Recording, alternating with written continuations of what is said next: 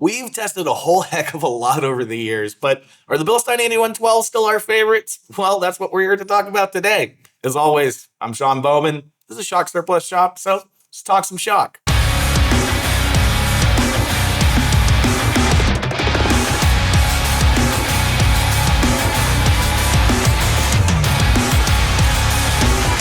Now, I'm sure at this point, if you guys have been watching Shock Surplus, you are aware of what the 8112s are and now the 8100 zone control shocks.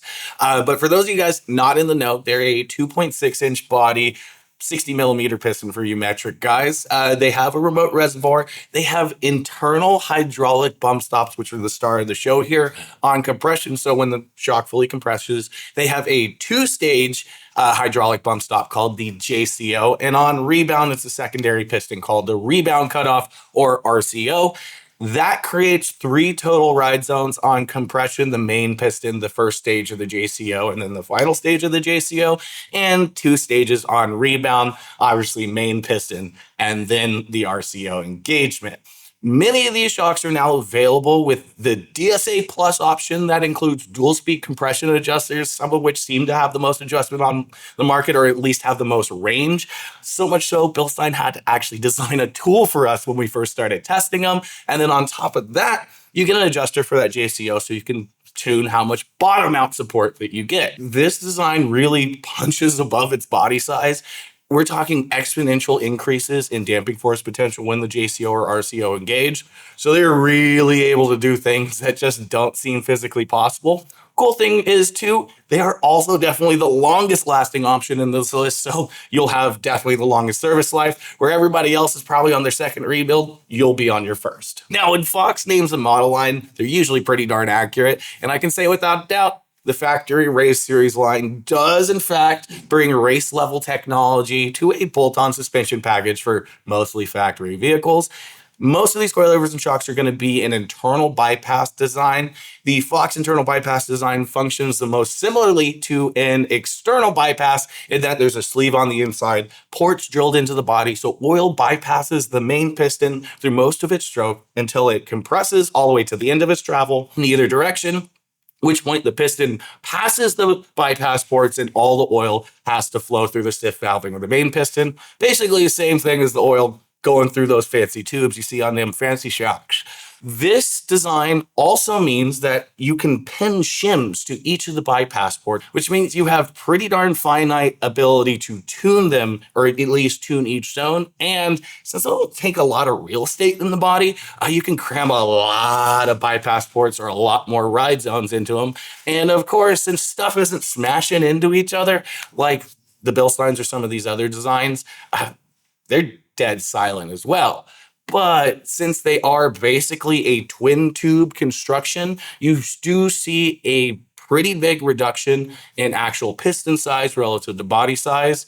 In this case, the 3-inch diameter body stuff gets the same pistons as their 2.5-inch body shocks, and the 2.5-inch body shocks get the same piston as the lowly little 2.0s. Ultimately, these shocks are only able to produce as much damping force as the size of the piston they have, so they are a little bit limited on big bump support, bottom out support, top out support compared to something like these Bilsteins, but they have the potential to operate much more smoothly, definitely more quietly, and definitely have more ride zones. So it's a give and take. The King IBP, or internal bypass piston shock design, is probably the original internally contained position sensitive shock. They basically work by having a secondary piston that engages with a pin when the shock goes close to full compression or in the second half of its compression travel. This secondary piston can be valved in exactly the same way you can valve the primary piston, so you have pretty finite control of that final ride zone. The real problem with this design is that IBP is only active on compression, and although it's increasing damping force on compression and rebound, you don't have any parameters to reduce harsh top outs.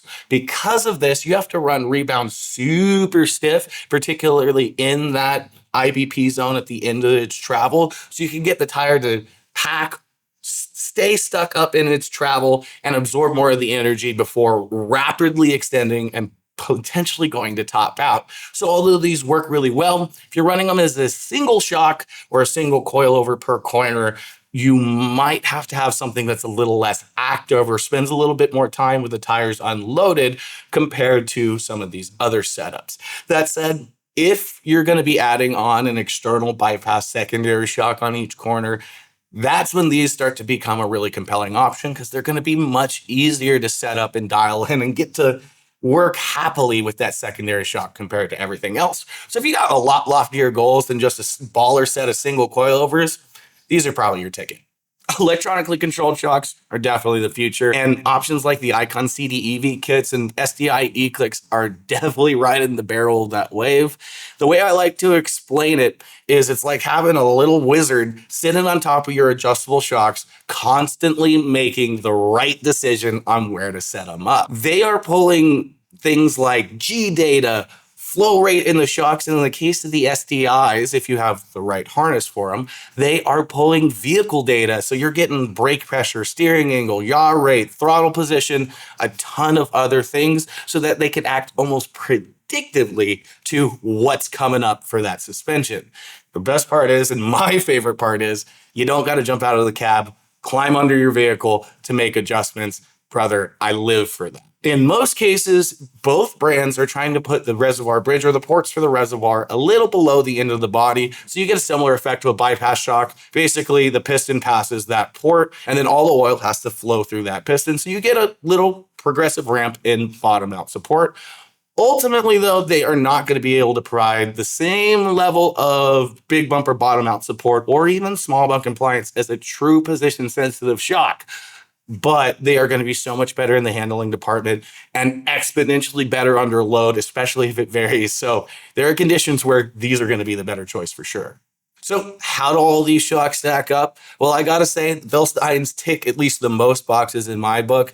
Despite only being a 2.6-inch body, they are able to provide more support, more big bump support than Fox or King 3.0s, that's for sure, and at least are comfortable enough. I gotta say the DSA Plus adjusters really push things to another level, and that longevity, that all that time you get to wait before you have to rebuild them, really makes them something I like because I'm lazy. But that doesn't mean there's not conditions for all of these other options where they might be the better choice. Starting with the Fox, that internal bypass design is definitely at least capable of the most comfort. They're going to be harder to dial in than everything else if you had to get them custom valved or tuned. We're not going to jump around that fact. But the fact that things aren't smashing into each other, the fact that there are so many more ride zones and each of those ride zones can be tuned so specifically, I think you will be ultimately able to achieve a much more comfortable and much more quiet ride. That said, where the Foxes are difficult, the Kings make things pretty easy.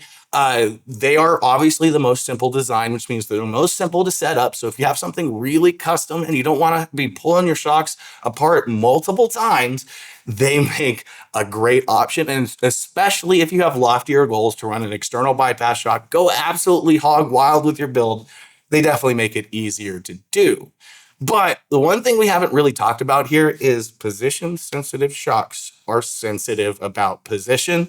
And if you have a lot of varying load, they are going to punish the heck out of you for sagging in and out of their ideal ride zones. A great riding shock could go to something that rides like an absolute jackhammer if you sag too far in that bottom out zone. That is where electronically controlled shocks like a Icon CDEV, SDI E-CLIK shocks, or one of their conversions on an existing remote reservoir shock really is a good way to go. They not only handle a whole lot better, they are way more stable under load. I can actually talk about firsthand. The SDIs have a load parameter setting that you can adjust based on how much load you have, and it makes all the difference in the world. There's not ride zones really to worry about sagging in and out of, so they're not going to punish you. They're actually, in some cases, going to reward you for some more load. So, yes, we are big fans of the Bilsteins, but that doesn't mean you shouldn't choose something else for your specific build. And obviously, all these shocks have their place.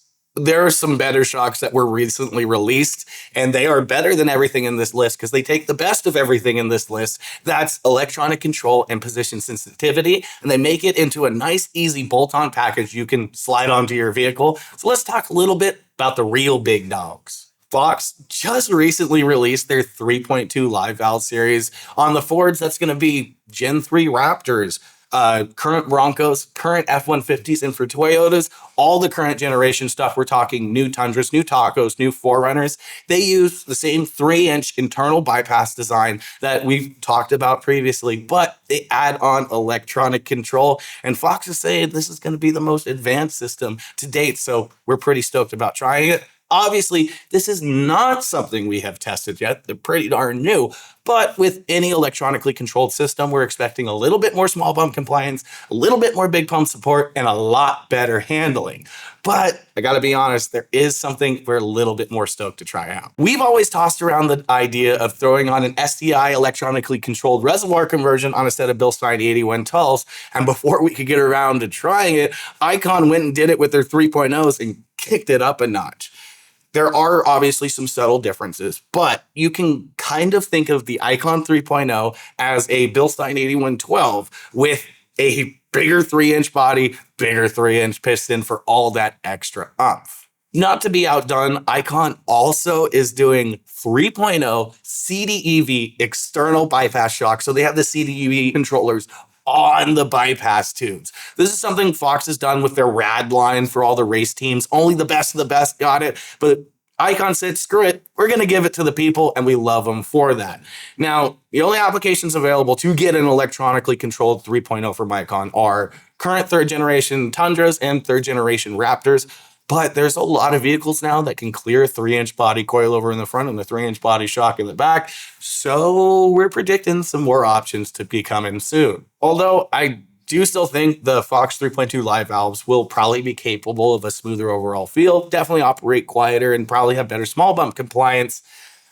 I don't think there is anything on the market currently available that you can bolt onto your vehicle that will match the absolute performance potential of these Icons, and I am dying to try it for myself. So Icon, come on, we got a Tundra, send us some. But we'll leave it up to you guys in the comments. What's your dream setup? And if you're hot on more info on any of these options we talked about, make sure you hit subscribe and the bell icon on our channel. We are going to be testing everything we haven't already tested, and some of these things we've already tested. And whenever we test something, there's a video review, so don't miss it. And for everything else, shocksurplus.com is your one-stop shop, and we'll see you out on the trails.